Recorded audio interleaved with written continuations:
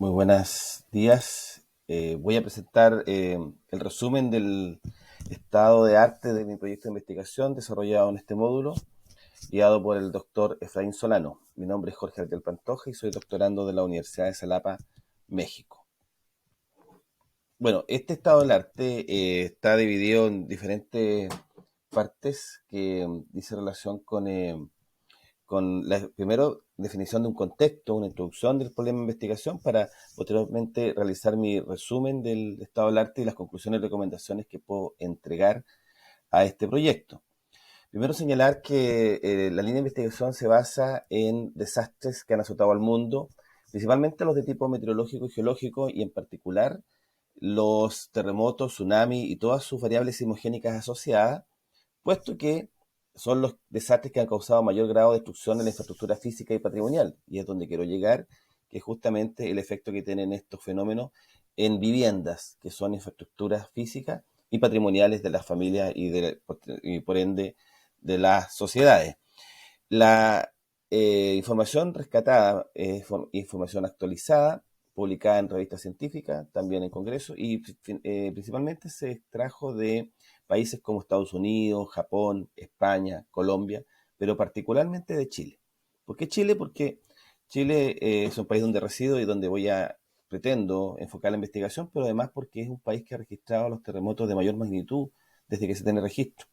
Aquí lo que se produce en Chile es un fenómeno de subducción que se presenta principalmente en la línea de costa, puesto que ahí se generan las dos placas tectónicas, la placa continental y, y la placa de Nazca.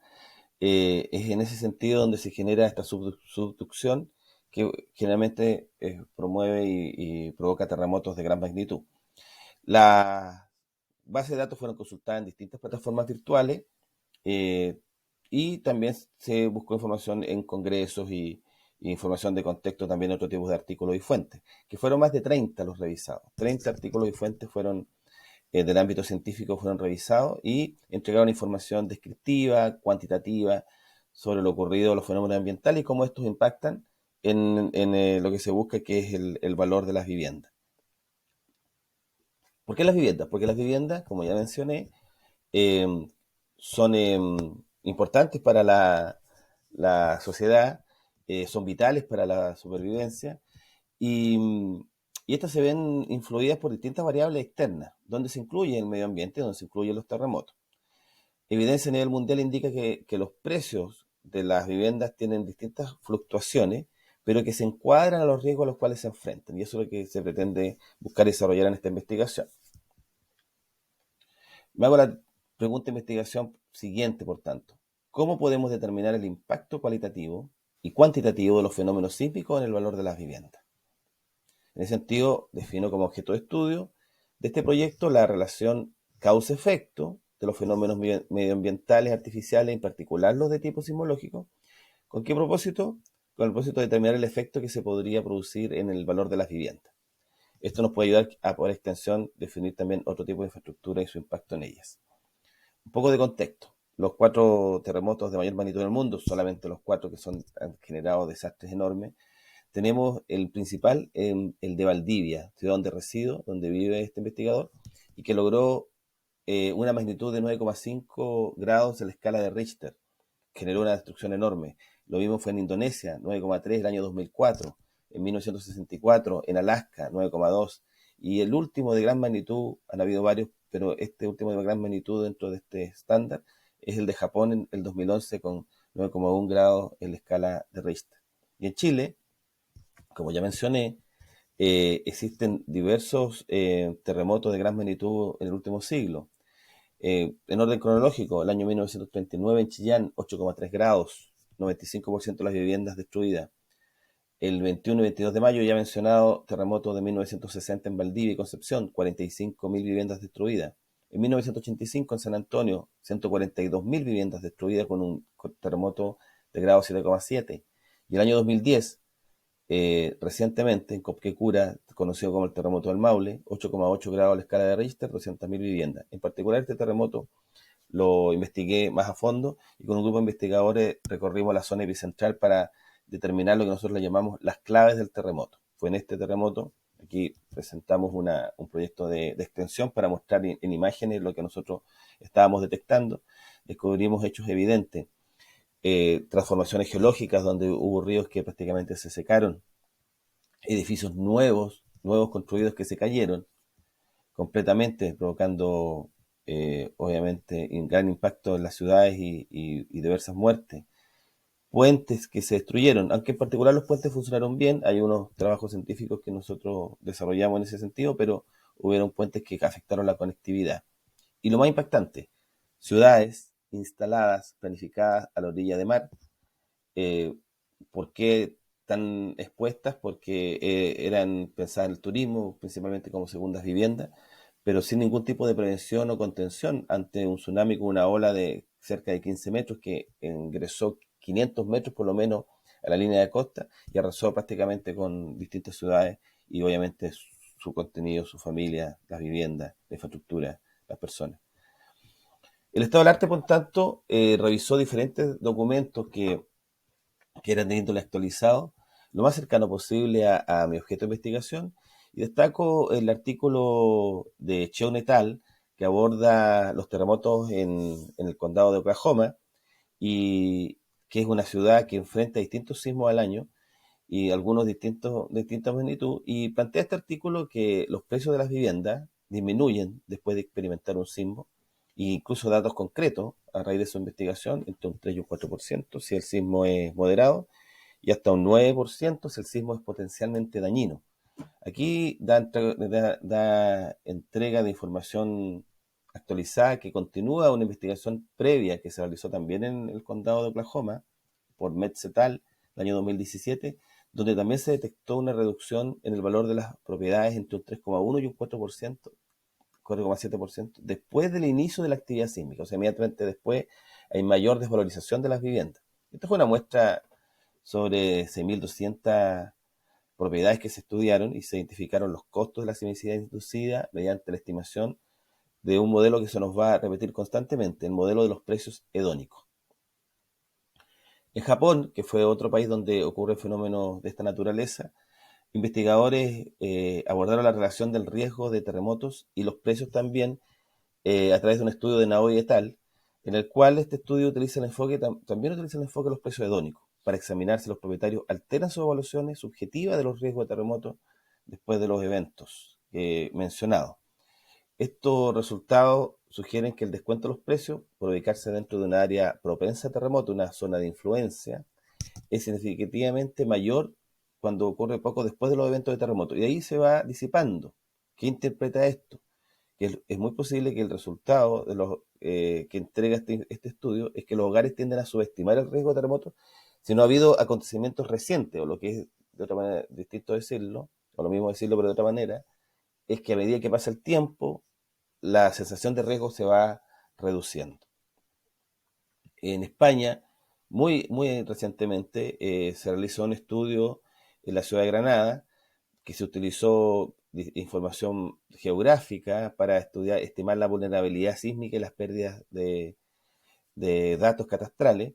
Y aquí se utilizaron, a diferencia del otro estudio, modelos probabilísticos. Este estudio de Pérez Docampo et al., que se realizó sobre una muestra de 287.500 unidades de vivienda, eh, logró alcanzar un mayor alcance debido al uso de la estadística y de los sistemas de información geográfica para poder establecer una estimación de la vulnerabilidad ante un posible terremoto en esa ciudad.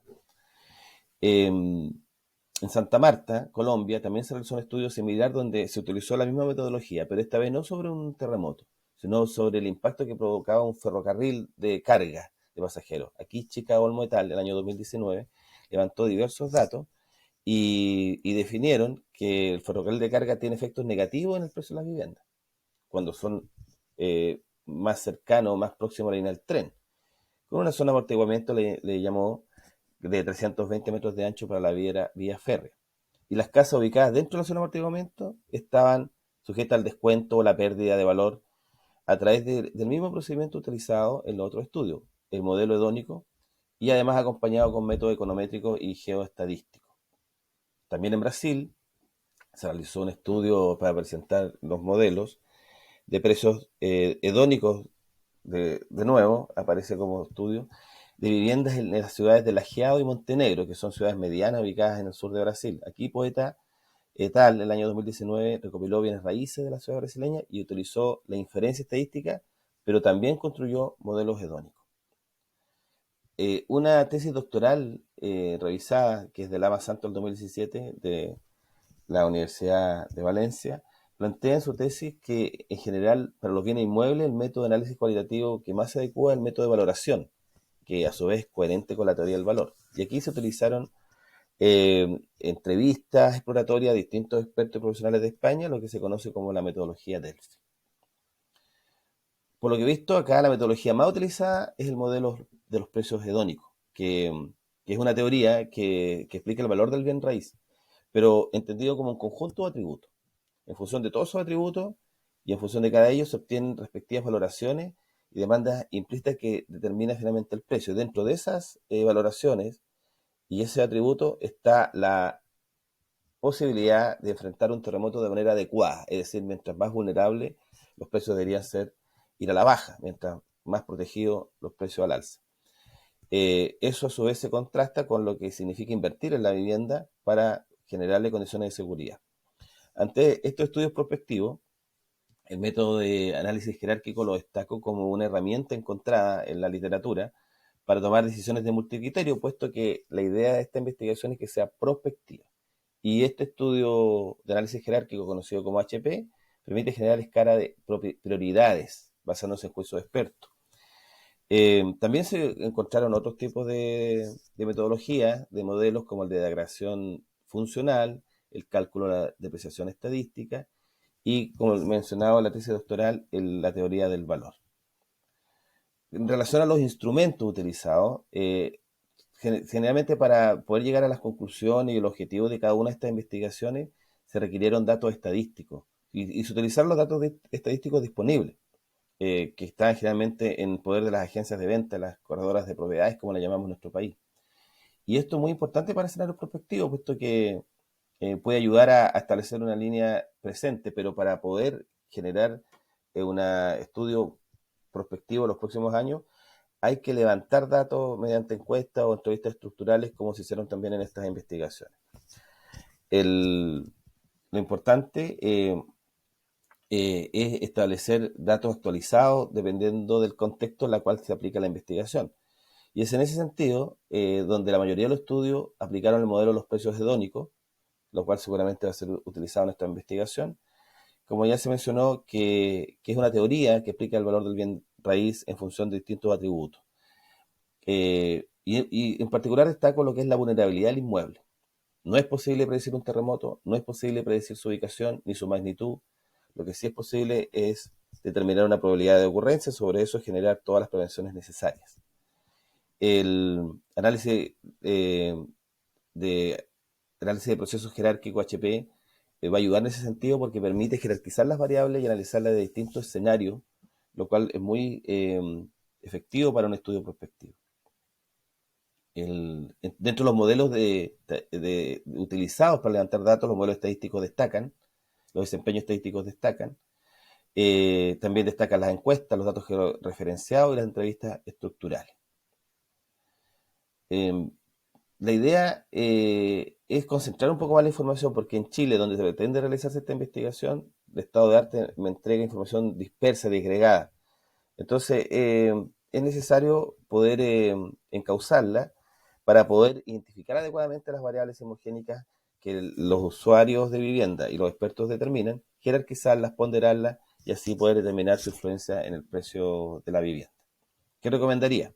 Explorar poblaciones vulnerables ante terremotos, porque ahí donde existe mayor posibilidad de generar una propuesta, eh, donde existe vulnerabilidad y peligro. Los conjuntos habitacionales emplazados en bordes costeros, los construidos sobre rellenos, sobre laderas, cerca de cuerpos de agua, donde existe demasiada densidad. Y las encuestas de percepción del riesgo son interesantes para poder clasificar, ¿no es cierto?, la vulnerabilidad de la vivienda, que se la separaría, clasificaría en viviendas privadas o con subsidios o totalmente estatales, porque el usuario y el cliente cambia y distinto cuando está el Estado solamente o cuando está sujeto al mercado. O sea, existen algunos escenarios diferentes que se pueden analizar.